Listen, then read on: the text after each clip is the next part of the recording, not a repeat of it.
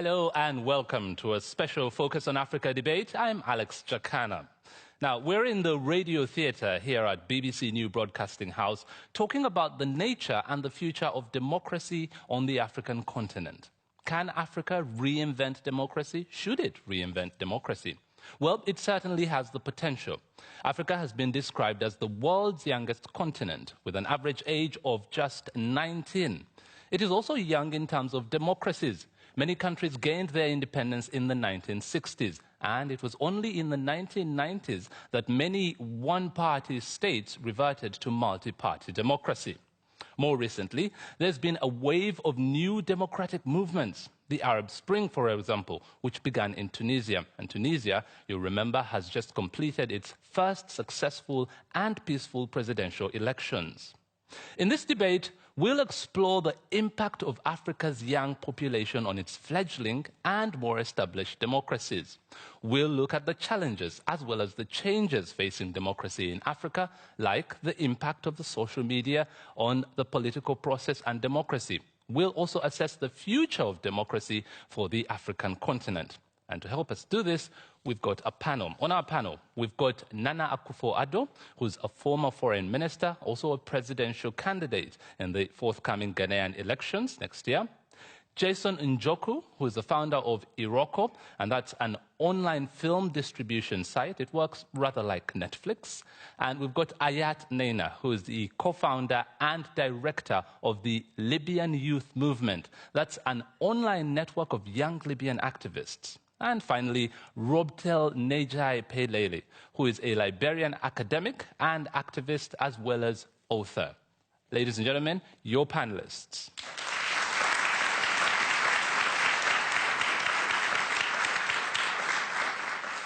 I'd also like to say a very big welcome to our audience here. Thank you very much for joining us. It's been a pleasure, and it still is going to be a great pleasure having you on. To get things started, I'd like to ask a question about the state of democracy, but for you who are watching us online, just to let you know, you can join this conversation. Don't feel left out by going to Twitter.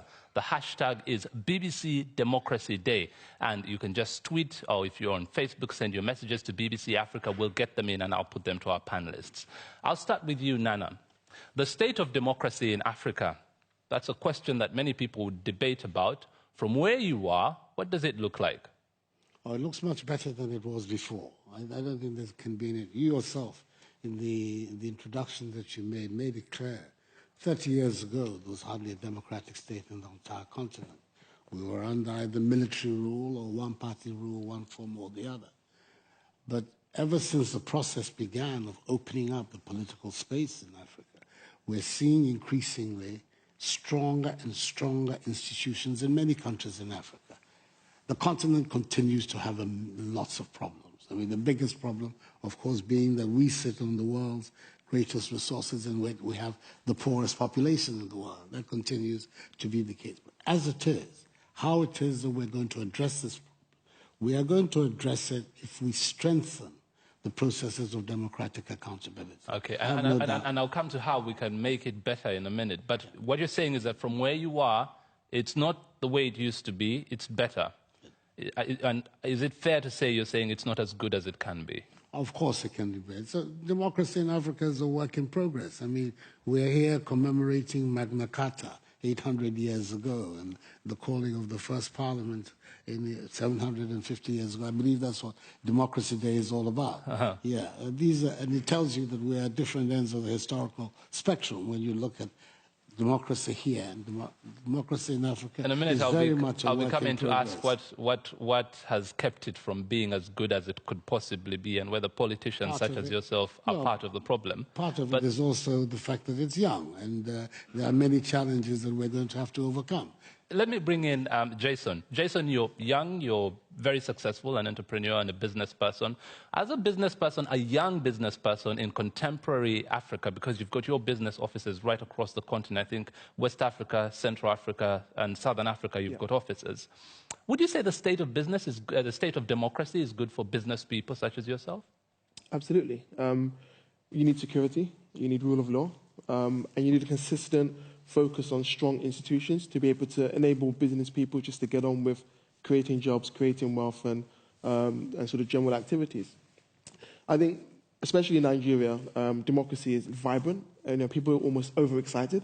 Coming from the UK, where there was a certain level of political apathy, in Nigeria, it's the complete opposite.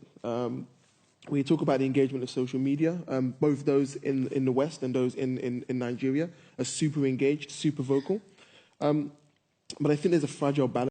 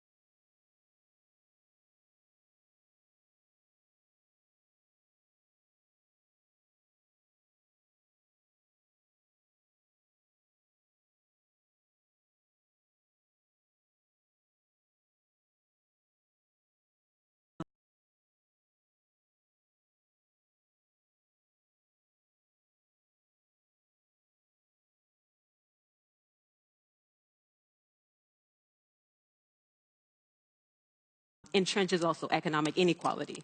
And that disconnect is incredibly problematic. So if you have the democratic dividends of political participation without economic equality, then you really haven't succeeded at all. So people being able to vote, but between elections struggling to have bread on the table and a roof over their head. For democracy. Let's throw this to the audience very quickly.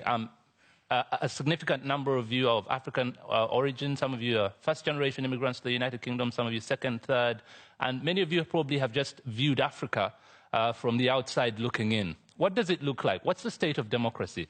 The gentleman with his hand right up here, yellow wristband. Hewete, if we could get to him. In the meantime, I'll take a couple of other questions, so just have your question ready. What does the state of democracy look like from where you are? I'm Henry Bonsu, Ghanaian, born in the north of England, in Manchester, returning home one day, hopefully. In many ways, as Nana Akufo-Addo said, it's far better than it used to be, but there's one big problem. The institution of the presidency in many countries is far too powerful, and it gives people who are part of the president's team the desire and the motivation to grab while they can while the president's in office. It gives presidents the motivation to stay in power for longer than the people have decided. And it means that if you're in opposition, there's almost nothing you can do to influence the way in which your country goes forward. The presidency. Let me just get, Nana, your response to that. The presidencies are too powerful, and that's getting in the way of really, blossoming democracies. I mean, in a limited sense, there's something in what Henry Bonsu is saying. But at the end of the day, what is it? When we're talking about government which is driven by the force of public opinion. And if we recognize that that really is at the essence of democratic rule, then you have the stage where we have to think of how we can mobilize our populations to make sure that the institutions of our democracy really work. So that's the theory. The practice he's saying I'm not talking is about that the theory. I'm talking about the theoretically, practice. yes, a people-driven process. Yeah. That would be great. That is at the end of popular. But at the end of the day, he's saying that what he's witnessing is that you've got such strong presidencies that no matter what's happening at the grassroots, they can just trample over it. Well, we're seeing increasingly that it cannot just be trampled over. Take, for instance, what has happened in Burkina Faso. A ruler who, for many people, was a very successful ruler for a very long time, who attempted to change the constitution so that he could continue to stay. So you're happy with the amount of power presidents have? No, I'm not happy with it. I'm not saying, that's not what I'm saying. What I'm saying is that the process for redressing the balance is what should concern us. Okay, how can we get more and more and more people involved in the process who will be able to say, no, this particular balance should not be this way, but it should be that way. On the question of the power at the center, the presidents, I mean, is there a man more powerful than President Barack Obama? He does have a lot of power, so if it's good enough for the States, why shouldn't it be good enough for Ghana, Uganda, South Africa? Oh, the mic has been taken away from you. Sorry. Well, we'll have to move on swiftly then. You had your chance, you lost it. The gentleman in the blue... sorry. The gentleman third from the left in a blue... You had your hand up. Okay, I'll take the lady with the glasses here. Hawete, in front here. A quick question. And Mayeni, if you could get someone lined up on your end, I'll come in a minute as well. Okay, question? You had your hand up, madam? No? Okay, we'll give it to the gentleman. Yes, you did. Yeah, I thought you did. There you are. Sorry. Pamela Mayorkas, I had the privilege of living in Ghana for 3.5 very short months back in the 1970s. This may be taking the debate to a slightly different direction, but one of the things that often occurs to me is to what extent are the problems of the African countries worsened by the behaviour not just of the Western powers, but of Western businesses, a lot of consultancy firms, a lot of the companies that get very juicy contracts out of Africa and therefore make sure that they're influencing the people at the top who they think have influence. To what extent is that damaging to grassroots African democracy? Robtel, I saw you nodding. You look like you've got something to say there. Vociferously, I agree with you. I think one of the things that's troubled me, particularly in Liberia, is that when we talk about illicit financial flows, that's the crux of why corruption is allowed to thrive in many African countries, where you have members of the legislature signing concession deals, concession company deals, foreign direct investment deals that don't benefit the people on the ground because they're given brown envelopes. And it takes two to tango in the corruption tango. It's not just our elected officials, but it's also these multinationals that have profit as a major motivator. So I think the Western institutions, the financial institutions, the government, the multinational corporations also are complicit in all of this, and it must stop. And it's going to take citizen engagement, citizen power, exposing the powers that be.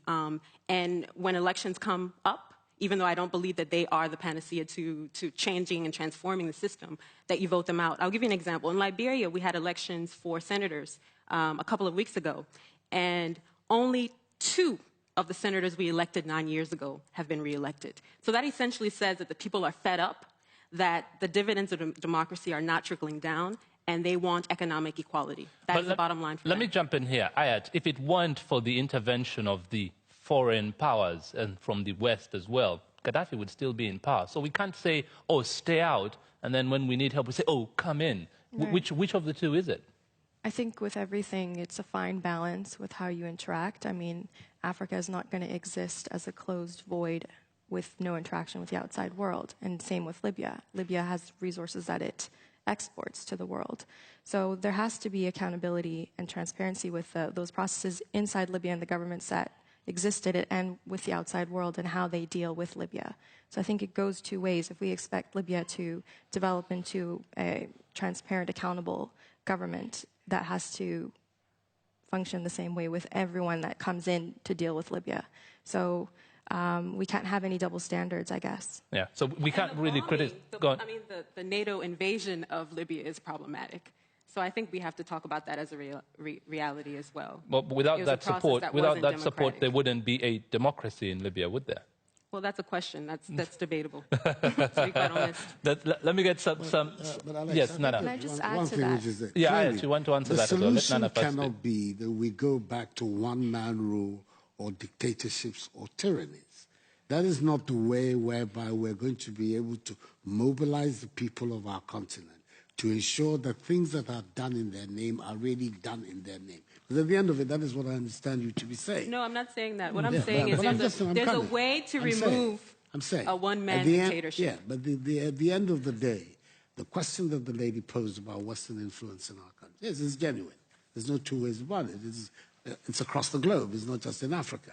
So that phenomenon is not a peculiarly Africa. What we are after is a situation where those who govern in our name on the continent do so in our interest. And we have populations that need to be defended and promoted, and that we have systems of government that allow that to be done.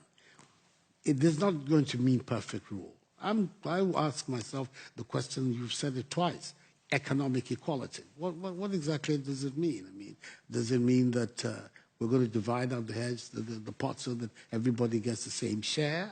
I'm not quite sure I understand. Jason, I understand the situation of aspirations, whereby we create a system that people, enterprise, people with opportunity, have the opportunity to develop and grow. Yes. Jason, you want to jump in there? I can see you're itching to. Absolutely. I think the rhetoric is fine. I think it works incredibly well. But in reality, especially in Nigeria, your political influence is directly proportional to your economic gains. I think it's probably one of the most extreme examples in Africa of where if you're in political office, you just make money. Somehow, you just make a lot of money. No, and the thing is that we talk about the accountability. It's like there is not a week which goes past where there is not some massive political scandal where someone is literally caught with their hand in the till. Do you know what happens? And nothing happens.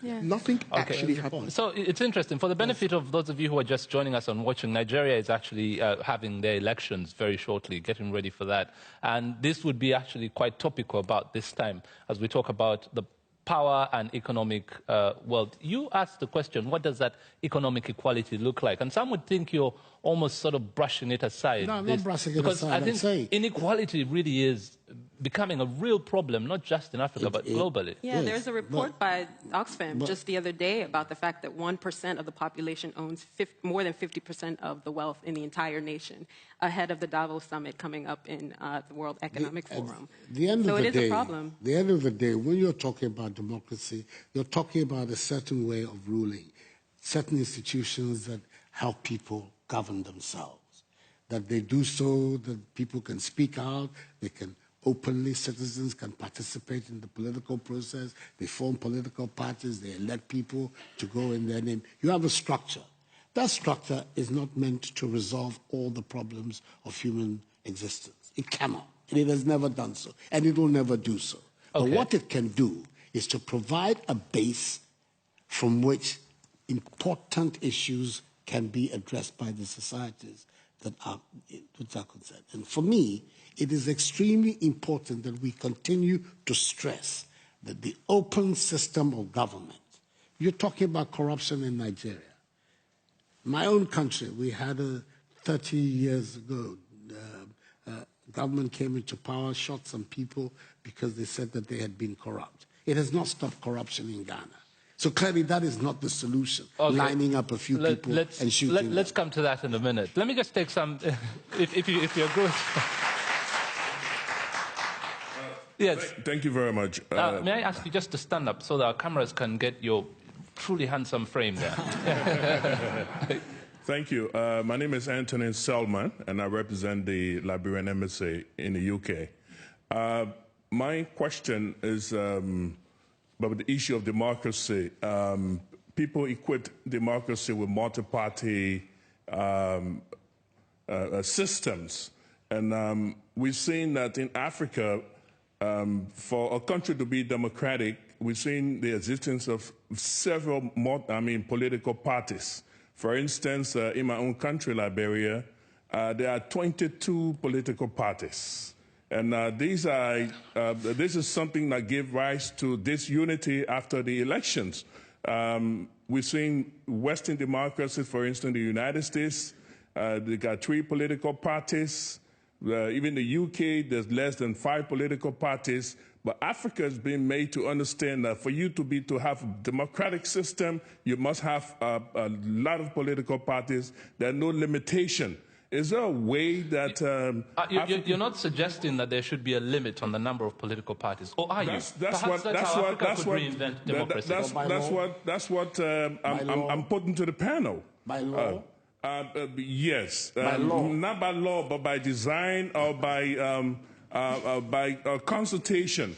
Would it be a good thing to limit the number of political parties in Africa as in the West so that a political system can work effectively? Would that be a solution to enhancing democracy in Africa? Mr. Salman, I don't think that the parties that you have here were the product of law. They were the product of social development and pressure.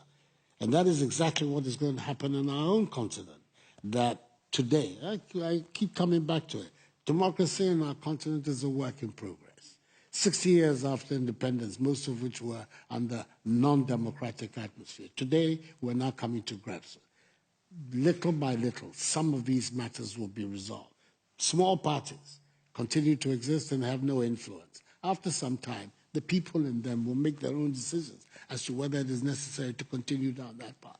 But it will take some time. We cannot get to the situation of America or Britain overnight. They themselves, it took them a long time to get to where we are. Let me come back to it. Today we're sitting here commemorating an event that took place 800 years ago. I don't think we should be aspiring to limit the number of political parties. In fact, Anthony, I mean, there's a joke in Liberia that says the fact that we had 22 people running for the highest president of the land presidency in 2005 is a lesson learned for the United States, because there are only 2 major parties in the United States, and the Democratic Party and the Republican Party are the ones that are entrenched. Yeah, the Green Party has a little bit of influence, But they can learn a thing or two from the fact that we have such a wide space where more people can participate in political parties and run without fear or favor. So in a way, Africa is reinventing democracy. Absolutely. Okay, And this was very briefly, and then I'm going to take some comments from our viewers who are watching us online. Ayat, yes, you wanted to say something? Yeah, just to address the point about limiting political parties, I think you just have to let the natural process take its course, and people can, choose who they wish to represent them. We're coming from a space where there were no choices whatsoever, and so that natural flourishing of various opinions and kind of ideas that people want to propagate should take its course. And I think that using the West as kind of our measuring tape should be not necessarily what we measure ourselves up against. Okay, all right. If you've just joined us, you're listening or watching the BBC, and we're having a debate, a special focus on Africa debate about democracy in Africa. Is Africa reinventing a democracy? And you're joining us online via the hashtag BBC Democracy Day. Listen to what you've been saying. Leo Muded asks, who are we kidding? Redefining democracy, huh? The truth is, democracy is dying. Democracy is dying. Very strong words. Says democracy is dying in Africa, and we know it. And then we've got this one coming from Amir Tsidi, who says Africa's democracy is still under construction, but we have shown remarkable dedication to redefine it, and a good omen for us. We've got Kanta and Merga saying there is need now to find a new direction on African political debate in terms of socioeconomics, ideals, and actions. I'll read just one more here, coming in from Penops, who says, politicians are surprised by how hard it is to make the changes they promise. How naive do you have to be? Oh, interesting. Listen, if you would like to have your comment added to those, please go ahead. And it's BBC Democracy Day, the hashtag that you can join. Now, one of the things, talking about picking up on the politicians that has been mentioned in that last tweet there, when we look at the political space on the continent, something interesting is observed, and this is a personal observation. I could be wrong. You guys could join me in this. When I look over the past 50 years, the age of the presidents or the heads of government, heads of states on the African continent have steadily gone up. Think of the presidents we had just after independence, yeah? These were fairly young men, and the presidents we have now, we've got presidents in their 90s, and I think the youngest will probably be in their 60s, right? And then you go to the rest of the developing world, older democracies. Over the past 50 years, it would appear, and this is a generalization, that the age of the leaders has slowly been coming down. Good or bad? Jason? So, I think in Nigeria, there is an influence which we haven't really discussed on the panel, and that is the influence of tribe and religion. I think Nigeria, in particular, there is no framework of democracy or any sort of rule of law, or any kind of real debate which does not basically come down to what tribe are you from, which religion are you. That essentially sort of has completely almost divided the country. Are you saying that's responsible for the age? Because I'm quite disturbed. And what you're saying is true. We'll come to that, hopefully, time allowing. But looking at the age, you're a young man yourself. Are you happy to have people who are old enough to be your grandfather, your president? Well, the key thing, again, are the institutions strong enough to enable a younger person to even pass through the process to the point where they become, one, a rising star, or even a leader? And I think therein comes the notion where the institutions are built to kind of like somehow mitigate the religious, the tribal aspects, for example. And there's this thing which they've recently had, I think they've somewhat kind of abolished it, but it's called zoning. So like every few years, the president of Nigeria will come from, be a Muslim, be a Christian. Like, how do you introduce like young leadership in that type of process? Yes, I can see this has got everyone excited. Ayat and then Rob Tell and yeah. Given the premise that democracy I'm sure you do. Sorry, given the premise that democracy is fairly new in Africa, there's kind of no rhyme or reason to say that these older leaders have any more capacity than young people. So for me, at least in Libya, I encourage young people to take to the political sphere and pursue it, because the older generation that currently holds power has no more experience than young people, because we're all starting from zero, or if not negative.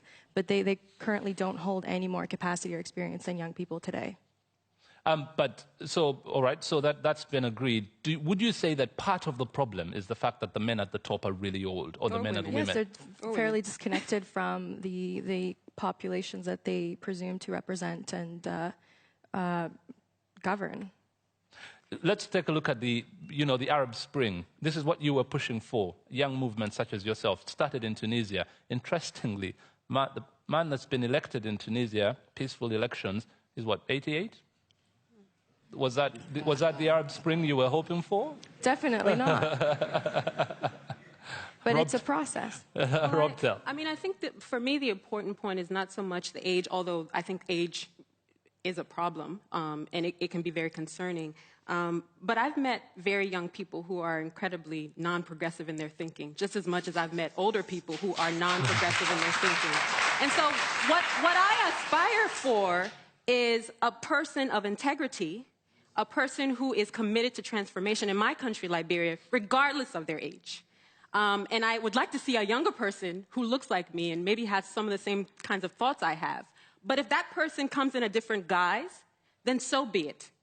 So we need to be very careful about the age factor in determining whether or not that person can represent you well. Okay. So now, Nana, you'd be one of those politicians people would say, listen, let's make way for younger people. From where I was going. And in any event, also to comment on the comparison you yourself made, Europe's population is growing older and older. And these political leaders, according to you, are getting younger. I don't know whether there's a connection there. As Africa also has a young population and its leadership is getting older.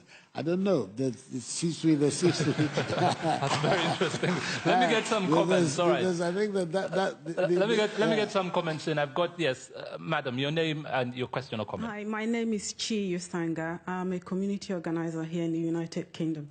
My question is, to the panel in a general comment on democracy in Africa as a whole, because each of the four of you are discussing democracy in your experiences, and we all have different experience of that. But the older generations are still in charge because culturally, Africa rely on the elders to have a say in what goes on in their family. And that has not moved on. So even if you do have a different idea or conversation with yourself and how you want to vote in a political party, most of your family will actually probably encourage you to do otherwise. Therefore, chances of having your own democratic view, voting in the way you expect to do, is not going to happen quite readily. However, education and economic inequality plays such a huge role that it should not be discounted. I'm surprised, sir, that you're actually mentioning that in economic inequality is not a factor. It is. If people have economic equality, they will be in a far better position to actually sit down and reflect on issues affecting them and then make an informed decision as to what to do with their lives. But at the moment, everybody is busy working and not even engaged in the democratic process. Engagement is the key, and education is such a huge factor that everybody should have a free education. Chi, thank you very much. Let me, before I get a second comment on, I'll pick out the particular segment. Stay with the microphone because I'll probably get you to talk to Nana in a minute. I'll pick out the segment you talked about, the older generation and how they're revered in Africa, which, where I come from in Uganda, it's true. When an older person gets up to speak, the rest of you really, you give them time, they take as long as they can. Nana. Some people would say that, let's face it, you've tried to be president before, you have been unsuccessful. Yeah. You have achieved a lot of things, and there are a lot of younger people, way younger than you, that would, yes, make mistakes, but definitely have the potential to lead. Why are you running again next year? The matter's not in my hands. I mean, I don't that's an interesting, very convenient escape route. Surely, at the end of the day, it's you who makes the decision whether you run or not.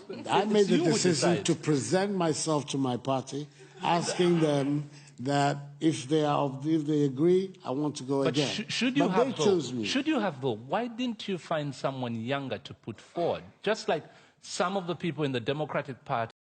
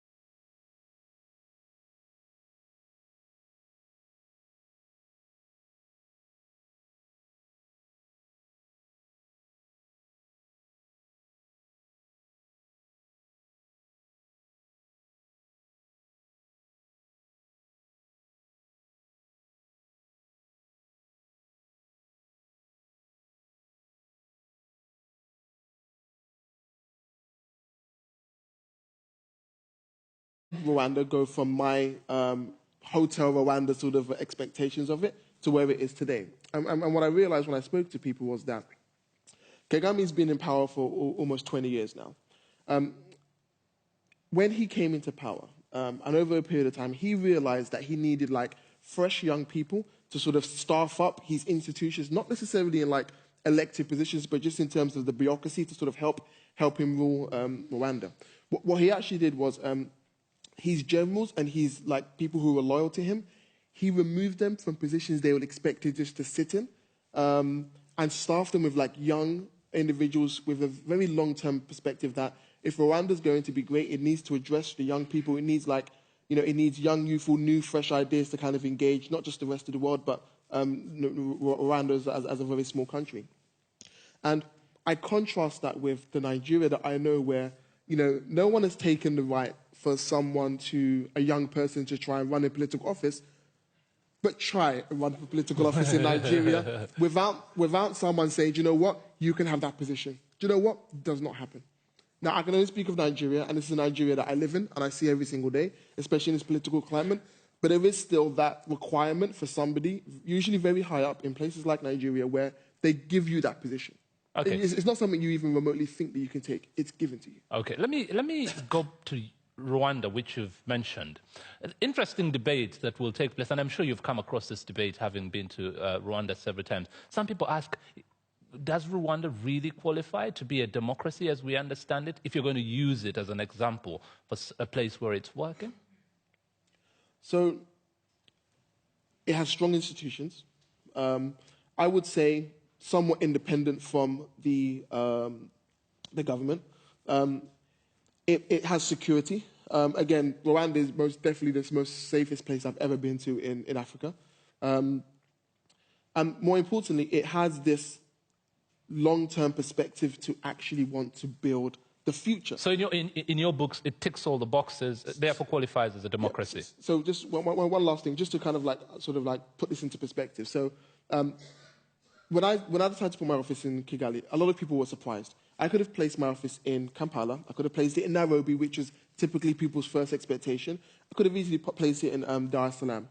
But to give you an understanding of the leadership and the long-term thinking is that, there's no version of reality where, the youth of Africa need to get smarter. So you need the tools, so, good electricity, you need the internet, you need, access to education beyond what the state can provide to really, grow the populace.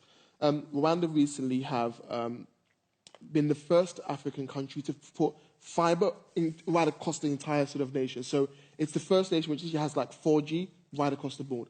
Now, in Nigeria, where we have humongous telcos and a huge amount of opportunity, there is no leadership at the top who is doing that. So if you think information technology and internet is going to be the future key of growth in Africa beyond our mineral resources, right? Where's the leadership elsewhere? So as a businessman for whom economic growth is important, a curbing of freedoms to an extent is justifiable if the end is this blossoming of the economy.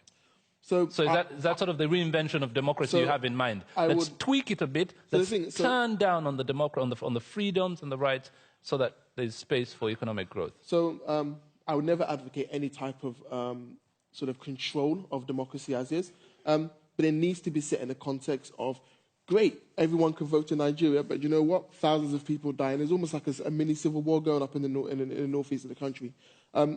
Again, for example, yesterday in Nigeria, in Lagos, there were political rallies where people were just running around smashing cars and stuff. So one of my employees, she's in hospital now because someone just decided to smash up her car in their youthful democratic vigor, if you will. So again, it's But there has to be some type of common sort of balance between those two extremes. Strong institutions. People, a lot of Rwandese that I know abroad talk about the fact that the strong authoritarian regime of Kagame is a problem. So whether you have economic stability or economic growth or the growth of financial institutions, that's not sufficient enough. Because at the end of the day, people are dissatisfied. And the fact that they can't even express dissent is a problem. Okay, very, very interesting. Now, people are even getting to their feet. At the back, yes. The gentleman with the microphone. I'll bring you in a minute. Let's just get our distinguished audience, our invited guests, to join the conversation. Sir. My name is Kwame Nyama, originally from Ghana, living in the United Kingdom. Okay. My question goes to the word or the term democracy itself. Is democracy, as is understood in the West and other countries, has the same meaning in Africa, where rule of law is not allowed to carry on? Okay, did you want someone in particular to answer that? Any of them. Any one of the panelists? I have a feeling I know who you want to answer it. Rob, you take that. Okay, Rob, you take that. You know, I feel like the term democracy is one that can be incredibly subjective. And even as someone who's sort of an academic and a researcher, I beg to differ when people say that democracy is something that's foreign to the continent of Africa. We had democratic institutions pre-colonial times. I have a Senegalese friend who's doing research on Senegalese democratic institutions amongst the Marabou, like long before the colonial moment. So I think it's important for us to talk about these issues as not a 21st century reality, but perhaps something that we can borrow from our traditional institutions that were just as democratic as what we talk about in quote-unquote, the West. Okay, I'll take another question or comment from the back. Yes, the gentleman with his hand up, waving his newspaper frantically in the air. Thank you, Alex. My name is Akintayo Adetokunbo. I'm a broadcaster and also an academic researcher.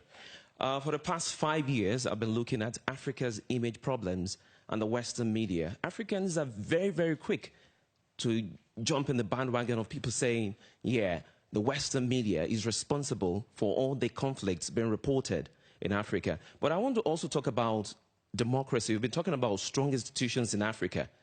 Is Africa really ripe for the Western style of democracy, just like the last speaker said? Because we have to look at Gaddafi in Libya. We look at somebody like Mugabe in Zimbabwe. What will happen if Mugabe should die today? Then ask ourselves, Obasanjo is still ruling Nigeria one way or the other. And we're talking about young people. Let me talk about, when you talk about young people, let's talk about before you expand that, I just want to narrow you in on one particular question. You talked about the image of Africa, and you talked about how the blame has been put everywhere. Some would argue that this generation of Africans is probably the most image conscious. They are right on social media and are quite prolific in painting the image of the Africa that they want to be seen. So isn't it fair to say that actually social media has given the African population the media back, and now they can tell the story of Africa the way they want to? I think it's beginning to happen, but we have to strike the balance, because you can't wish away what is happening in Central African Republic or whatever is happening in other parts of Africa, because it's always very easy to just try to like portray the good things. But actually, let me also talk about democracy quickly. Like you're talking about young people trying to get into politics. No, we've done the young people bit. I'm quite interested on the image thing, and I'll tell you why, because a lot of people who are not African, when you talk about Africa, everyone has their image of it, and it's been largely informed by what they've read in newspapers or what they've seen on television. And the criticism has been that that image has been a misrepresentation of Africa. Isn't it the case now that social media has given people like you the tool now to tell the story of the Africa you want the world to see? Yeah, I agree with you, but it's like we still have to strike the balance, because a lot of things are still happening around Africa. But it's like we can show the fashion shows in Africa, we can show all the tourist attractions in Africa, but we should not be blaming the Western media, even the BBC, for everything bad happening in Africa. Let me hear some more thoughts on social media and its impact on democracy and the image of Africa, if those two are linked. Madam, at the front here. My name is Gabriel. No, madam, I'll come to you in a minute. Let me just take the lovely lady. Ladies first, yeah? My name's Peggy Washin. I am first-generation British. My parents are originally Nigerian. I wanted to direct this point at Jason because you've talked a lot about a disconnect, and we're talking about the youth. I come from a generation of young Nigerians that are very concerned about the diaspora and, in a sense, moving back to Nigeria. But what I want to sort of comment on or pose as a question is, how do the youth feel at ease to move back to their countries of origin, when I know so many people that have tried, in a sense, to go back to Nigeria and start up businesses, but they're, in a sense, on the firing line, because people feel like these people that have moved over to the UK are coming back and they're stealing our, I don't know, in a sense, entitlement, or they're taking business away from us. How do we tackle that? And will it change in our lifetime? Jason. So, I think from my experience, again, I was born in London. I essentially lived in London until 2010, when I moved back to Nigeria. And I think I have been so surprised at the amount of young Nigerians who basically don't want to be in the West anymore. I spend a lot of time in the US and in the UK, and pretty much most young Nigerians that I meet, they don't want to be here anymore. They feel that in terms of the opportunities, the rapid amount of growth, almost the ability to kind of create their own reality is just more like more able in Nigeria, for example. And I think myself as being like a peculiar example of that is, yeah, like, you know, when I was in London, I was broke. Now I'm in Nigeria, I'm not broke. So I'm not going to come back to Nigeria. But again, it's like when someone from the West comes back to Nigeria, especially, like they are given almost like an elite status, irrespective of what school you went to or it's like you're literally given like the front of the queue type opportunities, especially at sort of like big, large kind of corporations. And why is it? Is it because you've got the accent, you're from London, So the unfortunate thing, and I keep on talking about the weak institutions. The unfortunate thing is that I employ 200 people in Lagos. I'm increasingly finding it very difficult to actually find very well-educated, sort of talented young Nigerians within Nigeria, just because of the quality of the actual education system, which basically broke down like 20 or 30 years ago. So I'm actually having to find myself importing like young Nigerians from like the US, from the UK. Like, you know, at the moment, I just hired some people from like from the Caribbean, people coming in from Rwanda, South Africa. So I'm pulling in talented people just to get a job done. Where my hope and my hope will be that Nigeria will actually be able to kind of create those type of young, educated executives who can actually do the work which I need them to do. Okay, and I'm going to bring this back. The reason I'm really pushing hard on the social media and the media platform, I'd imagine some of the headhunting you do, you'd go into the social media platforms to make that work. Ayat, let me bring you in particularly on this point, because social media played a key role in bringing about the change that we saw in Libya. Do you think that that could be probably one of the most powerful tools or weapons in the arsenal that young people have if they're going to reshape democracy in Africa? Definitely, because, well, until now we are seeing that it's very difficult to silence that, and we hope that they don't try to continue to do that as they did in the 40 years under Gaddafi. There was kind of an outpour of Libyan young sentiments for the revolution in 2011 that couldn't be ignored, and we saw that in the NATO Security Council resolution that took place to allow for the operation to basically protect the civilians who were being bombarded by the regime at the time. So young people saw that their voices carried. They wished to see it take place today. Unfortunately, this past summer saw an aggressive assassination campaign against any voices that called for change in Libya. And that's kind of brought us to the situation today where we are seeing live combat and clashes between various militias take So in order place. to avoid such dangerous scenarios and engagements on the ground, do young people find online a safer environment because you've got no one quite knows who you are, but you can voice your... I mean, definitely, but with so much accessibility on technology, you know, your identity can be revealed, and we've seen cases like that take place in Libya. But it definitely kind of carries the message much faster than you would ever imagine before. It doesn't need as much infrastructure as you would need traditionally for media and for you know, ideas to propagate and to spread. It helps people mobilize across the country that is geographically quite vast, and people aren't necessarily connected before social media. Rob Tell, some would say that actually if there is any platform to show that Africa is reinventing democracy, the social media, the mobile platform would be it. Africa Spring, good example. Burkina Faso, another example where you begin the change, but you can't do it on the ground, you know, pounding the streets. You go onto a digital platform and you try and garner support. The problem is, some people say, is you look at these sites and there's a lot of white noise. Yeah. These young people, they say, just talking about anything and everything but things that will actually impact democracy in Africa. Well, I'm a bit of an imposter. I'm not on social media, so I don't know if I'm the best person to comment on this. But I think it's a platform that can be used for change. But I think it's also a platform that can cause a lot of discontent because you've got access to the information is there, but you can't do anything about it on the ground. And that creates so much angst. And I've seen that in my own country where people say, change is possible, but perhaps it might not be in our lifetime. And so I think social media, again, it's a great tool, it's a great platform, but until changes happen on the ground in terms of outside of the digital space, where people feel like they have a stake in the process of change, then I think it could create more harm than good in terms of Nana, that discontent. what are your thoughts on social media? Some people might be thinking, well, this is a topic that maybe you might not be able to connect with. Are you going to prove them wrong? Very easy to connect with, because apart from everything else, it's doing something which I think is extremely positive. It's bringing into the political discourse lots of people who normally perhaps wouldn't have been part of that discourse. I think that is, to me, the most positive. How do you use it personally? I'm curious. I have a Twitter, I have a Facebook account, quite a lot of people. Do you run it yourself? Yes, yes, I do indeed. You run it yourself? I run it myself, and I have quite a lot of followers, surprisingly. A lot of young people. But the point that I wanted to make, and it is in response to, I think, the young lady talking about coming back.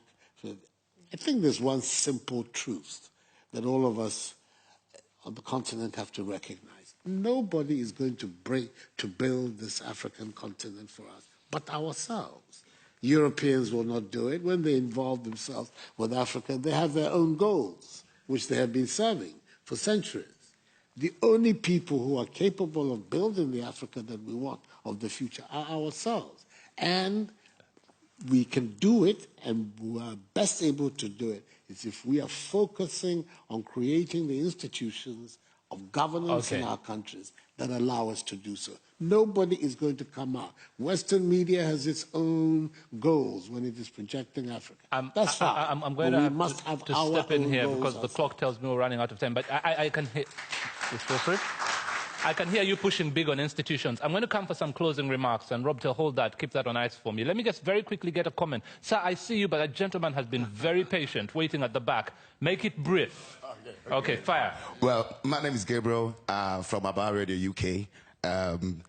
First of all, I would just want to make comment on what my brother was saying about democracy and its understanding to the people of Africa. Yeah, you're going to have to be quicker than that, my friend. I'll do that. First, we have to understand that democracy is very expensive. And building up the institution that will make the democracy work very properly, I mean, one, there will be some sort of money